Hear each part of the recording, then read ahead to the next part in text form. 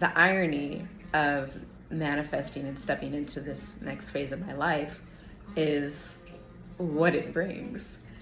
And since moving here, I've learned a lot about manifestation. And one of the things I learned about it is that the greater the manifestation, the bigger the shadow. And that's not to say like, oh, you're manifesting something so big, you have to go through something so bad. Like, no. It's just the shadow of whatever you're manifesting. And so like, for example, when I moved to Sacramento, I was like, I'm gonna, I'm sorry, it's funny. I'm gonna manifest small. I'm gonna manifest peace. Simple, right? Like, that's not asking for much. Like, for some reason, I thought peace was less of an ask than like a car. Like, the physical stuff is actually, like, the tangible physical stuff is typically less of an ask than an emotional state. So asking for peace meant that I had to face everything I thought was blocking me from that, which is a lot of shit. I basically manifested a journey, a very deep inward journey. And everything started to fall apart. I asked for peace and the universe was like, okay, you want peace? You're gonna learn how to cultivate it.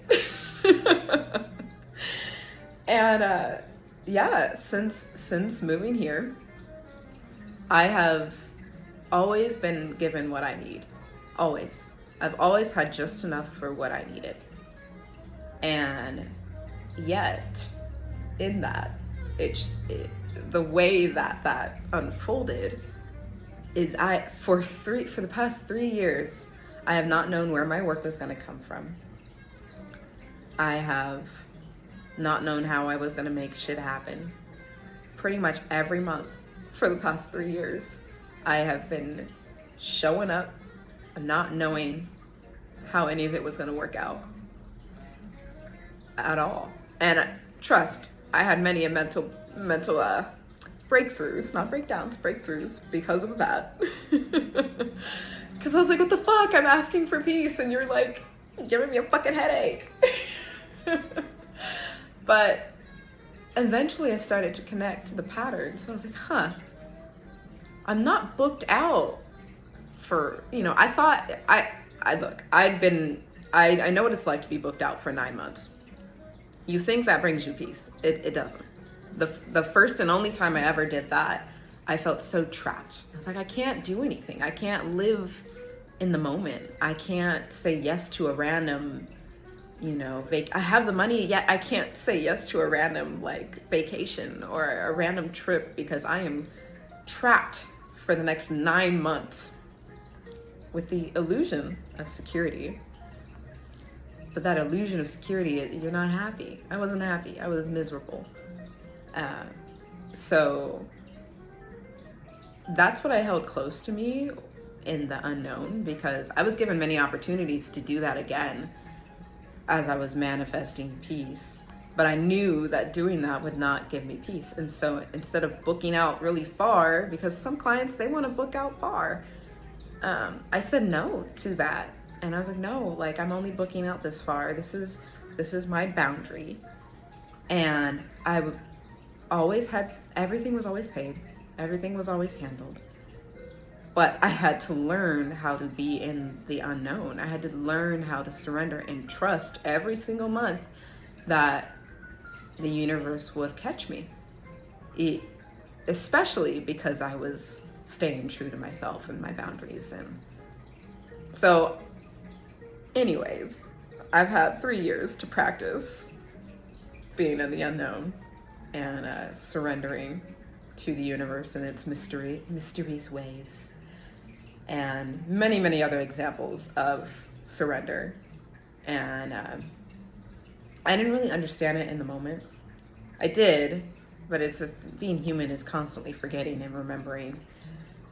And now I'm in the biggest free fall I've been in a long time, because I'm choosing it, because I've learned how to listen to when I'm supposed to make moves. No matter what the mind says, I've learned how to listen to my heart. And right now I'm being asked to let go of the illusion of the security that this current space that I have brings me, and the illusion of outward success that it brings me. And what's been helping me trust in that is these years of listening and seeing what happens when I listen and when I surrender to my intuition, to my heart.